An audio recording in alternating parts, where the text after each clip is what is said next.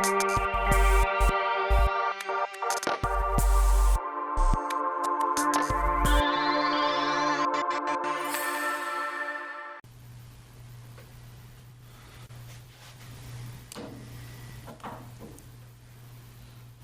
this morning, many of you have agreed to read a poem or sing a song about autumn, about the equinox or the celebration of the season. So I'm gonna invite people to come up, and if you have a poem that you wanted to read and you either told me and I didn't write it down, or you just decided today to do it, just let me know and you can join us as well. So, I think I'll start with one. This one is from Edna St. Vincent Millay. Now the autumn shudders in the rose's root. Far and wide the ladders lean among the fruit. Now the autumn clambers up the trellis frame, and the rose remembers the dust from which it came. Brighter than the blossom on the rose's bough sits the wizened orange, bitter berry now. Beauty never slumbers, all is in her name, but the rose remembers the dust from which it came. So Laura, would you like to read? Yes.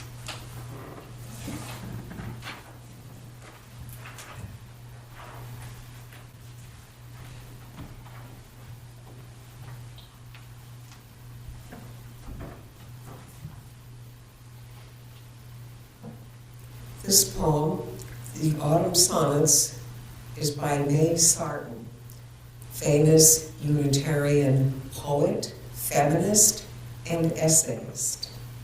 One of my favorite poets, by the way.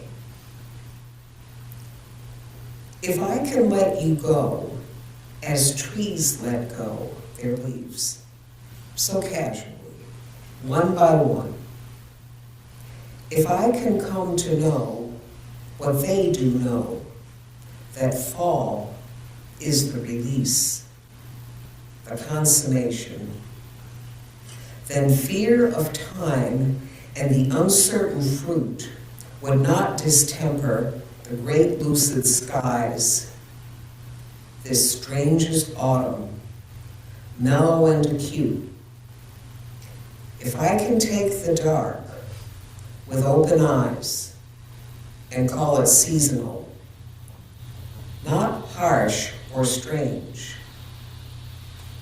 for love itself may need a time to sleep, and tree-like stand unmoved before the change, lose what I lose to keep what I can keep.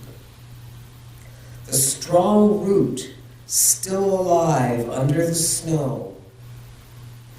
Love will endure if I can let you go.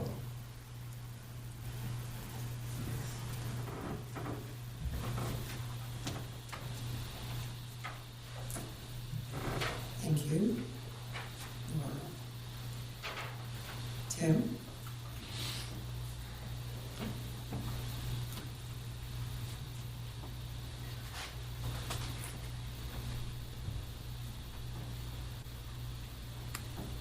It's a poem written by Irish poet Thomas Moore. That was in 1805. It was set to a traditional Irish tune. It's called The Last Rose of Summer. 'Tis the last rose of summer left blooming alone.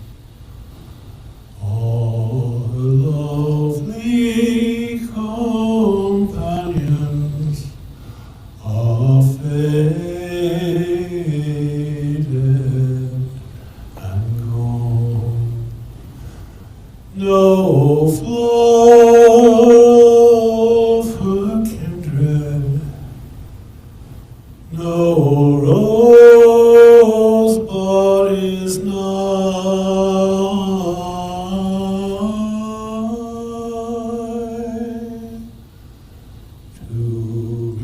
kept back her blushes or give a sigh for sigh.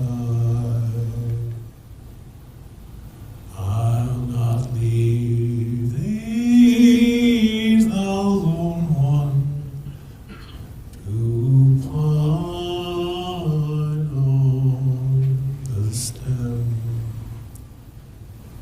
Since the lovelies are sleeping, go sleep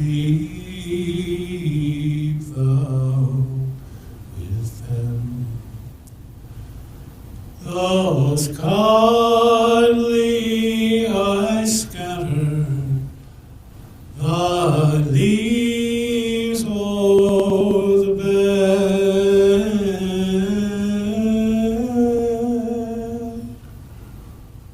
where thy maids of the garden lie senseless and dead.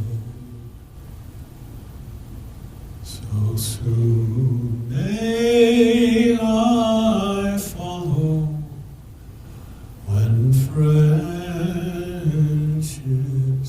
decay, and on love's shining circle the gems drop away.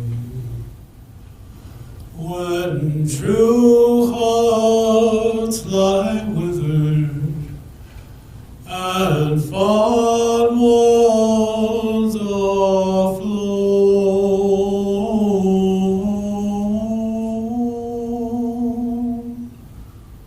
who would inhabit this bleak world alone? Who would inhabit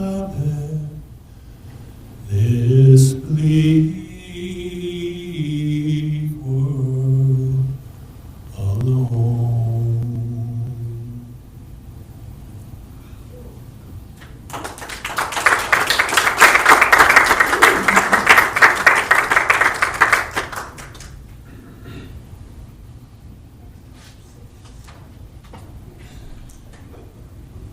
Michael, if you're awake. Yes.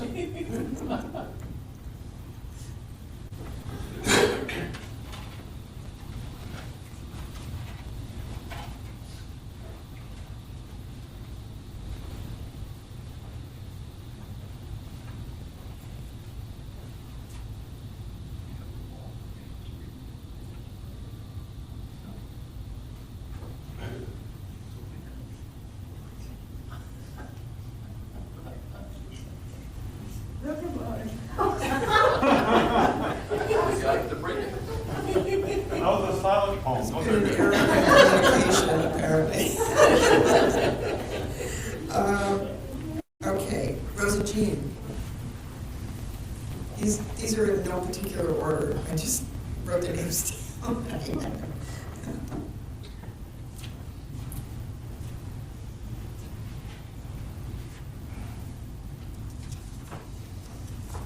Okay, I have two short ones that I wrote.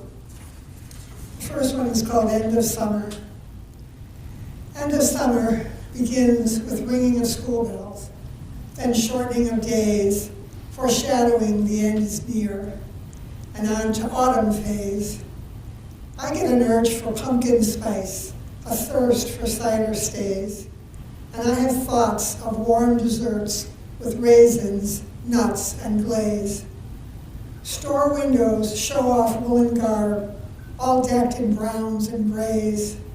It always seems a bit too soon for sweaters and berets. The music on my favorite show has changed from beachy plays to somber songs to move us on to the end of summer days.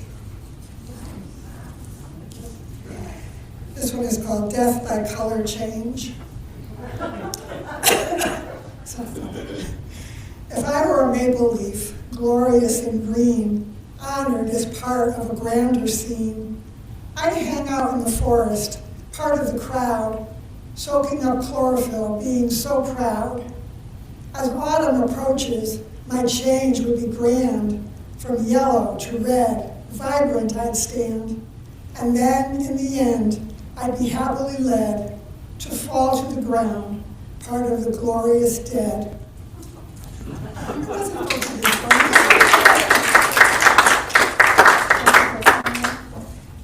This one's not mine. This is called Autumnal Equinox by Terry Kirby Erickson. There is some sense when autumn begins that the world is being smothered by a colorful blanket. Trees lose their emerald radiance. The edges of their leaves turn yellow, orange, or scarlet.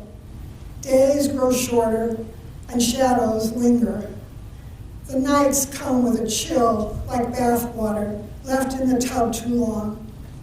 Flowers that bloomed in lush profusion on my front porch droop like tired children falling asleep.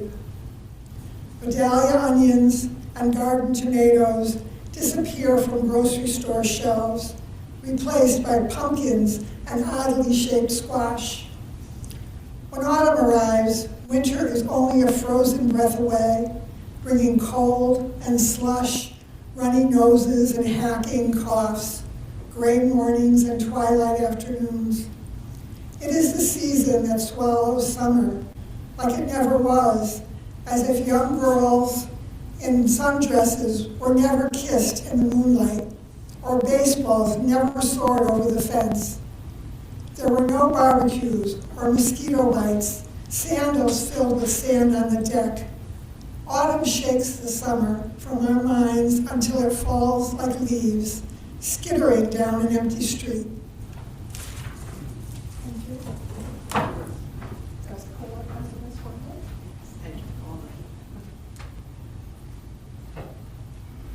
Kathy Smith.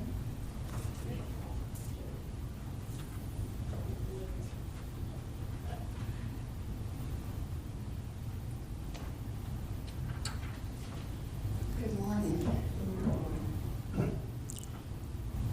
Spinning, dancing, floating, falling, crunching under my feet with the glorious announcement that fall is finally here, putting on a brilliant display of colors, vibrant, shocking, beautiful and bright. Breathe in the sting of the cold, crisp air, poignant with memories of years past. Let the chill caress your face and give yourself into the autumn dance. Fly with it, spin with it, let it carry you far.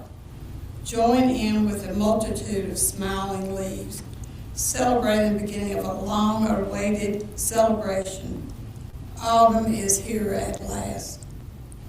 And that is Autumn Dance by Sunny Grace. A Very Different Jack-o'-lantern by Gary Wayne Hill. There once was a little jack-o'-lantern who, despite trying his best, was always getting picked on because he was different from the rest. He was a different color, you see, and he stood out in a crowd. But it was the fact that he was different that made him so very proud. So he rose above the taunts and bullying, ignored the pumpkins and their lip, and that Halloween was crowned the Pumpkin King, despite being a turnip.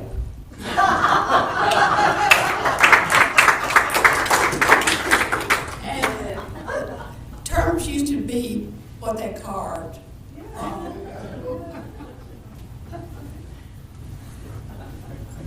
Marcia, please.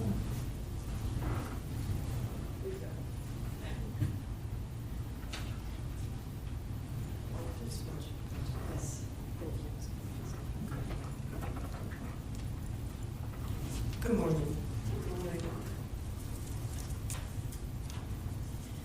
This is called The Autumn Woods, and it's a poem by Eva Bede Odell. What beauty in the autumn woods, where in the calm, deep solitudes, the amber sunshine finds its way, and checkered light and shadows play. Such beauty everywhere we turn, the moss-grown rock and drooping fern, the woodland flowers and trailing vines, the singing brooks and sighing pines, the murmur of the gentle breeze that stirs the yellow chestnut leaves, till softly in the grasses brown, the round and prickly burrs drop down.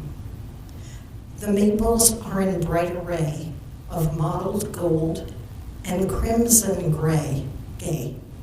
The oak in deepest scarlet dressed, in cloth of gold are all the rest, except that now and then between there stands a tall, dark evergreen that sheds its spicy fragrance round and drops its cones upon the ground. With asters white and purple tinged and goldenrod, the woods are fringed with scarlet berries peeping through where wild grapes hang of purple hue. And fiery fingered ivy clings while milkweed floats on downy wings. The crickets chirp and insects hum, for glorious autumn now has come.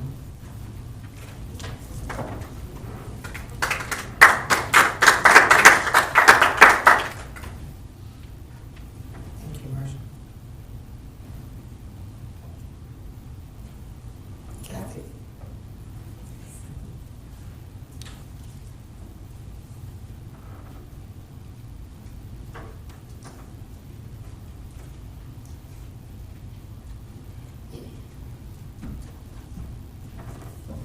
This is called Wild Geese by Mary Oliver. You do not have to be good. You do not have to walk on your knees for 100 miles through the desert repenting. You only have to let the soft animal of your body love what it loves. Tell me about despair, yours, and I will tell you mine. Meanwhile, the world goes on. Meanwhile, the sun and the clear pebbles of the rain are moving across the landscapes, over the prairies and the deep trees, the mountains and the rivers.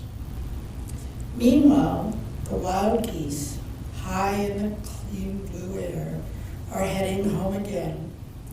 Whoever you are, no matter how lonely, the world offers itself to your imagination, calls to you like the wild geese, harsh and exciting, over and over, announcing your place in the family of things.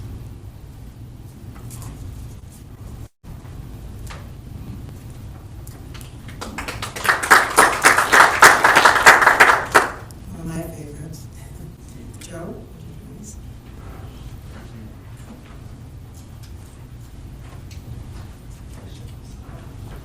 I thank our friend Laura for the suggestion of this poem. These words come from a fellow known as Rumi. Autumn inside each. You and I have spoken all these words, but as for the way we have to go, words are no preparation. There is no getting ready, other than grace. My faults have stayed hidden. One might call that a preparation. I have one small drop of knowing in my soul.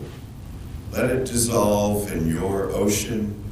There are so many threats to it. Inside each of us, there's continual autumn.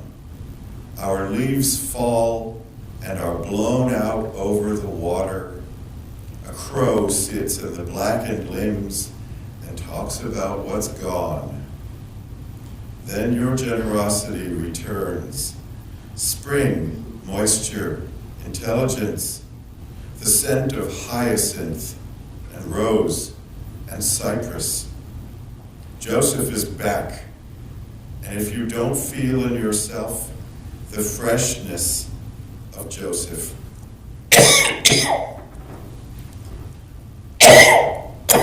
excuse me, be Jacob. Weep and then smile. Don't pretend to know something you have not experienced.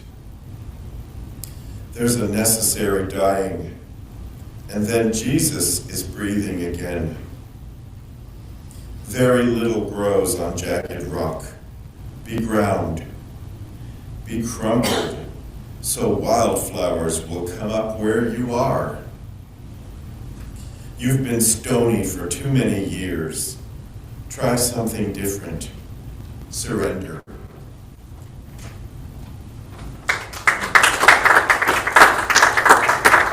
Thank you, John. Does anyone else have a poem they'd like to read, or they have a second one that they brought? I have one more.